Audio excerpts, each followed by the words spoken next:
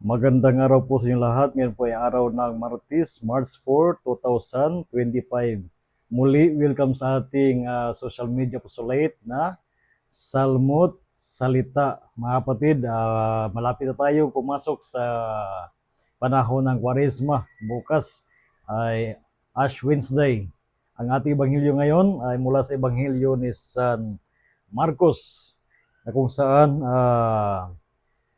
pagkatapos sabihin ni Kristo patungkol sa pangyayari sa isang tao na lumapit sa kanya, Lord, what must I do in order to inherit eternal life? At sapagkat siya napakayaman, siya ay umalis na napakalungkot. Kaya sabi ni Kristo, talaga napakahirap sa isang mayaman ang makapasok sa kaharian ng Diyos. At karugtong ng ebanghelyong yon kahapon, ang mga alagad ni Kristo, sabi nila, we have given up everything and followed you. At sabi ni Kristo, Amen, I say to you, there is no one who has given up house or brothers or sisters or mother, father, children, lands for my sake, and for the sake of the gospel, who will not receive 100 times more now in this present age. Houses, brothers and sisters. So sinasabi ni Kristo sa Ebanghelyo na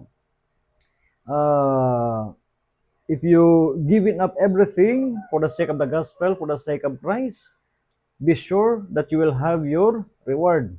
Ito yung sinasabi ni Kristo, isinisiguro niya sa kanyang mga alagad, no? Sapagkat akala nila na wala silang mapapala sa pagsunod sa kalooban ng Diyos o sa pagiging alagad ng ating Panginoon. Kaya huwag kayong mag-alala sapagkat ang inyong gantimpala ay masigit pa sa mga biyaya, sa mga bagay sa mundong ito. Ito ay palaala lalo na sa mga nag-alay ng kanilang buhay bilang isang brother, bilang isang pari at bilang sa mga madri na naway laging isipin na ang pagtalikod ng lahat ng mga bagay sa mundong ito ay hindi dapat na isipin na ito ay napakabigat.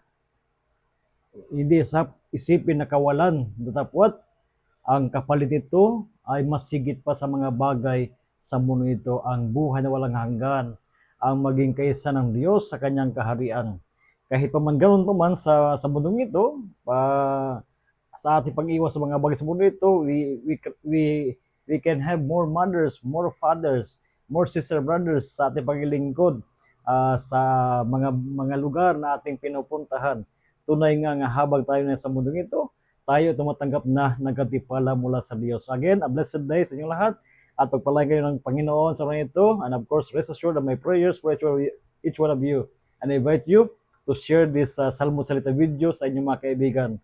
Gawin nating viral ang salita ng Diyos sa larangan ng social media. So again, a blessed day sa inyong lahat.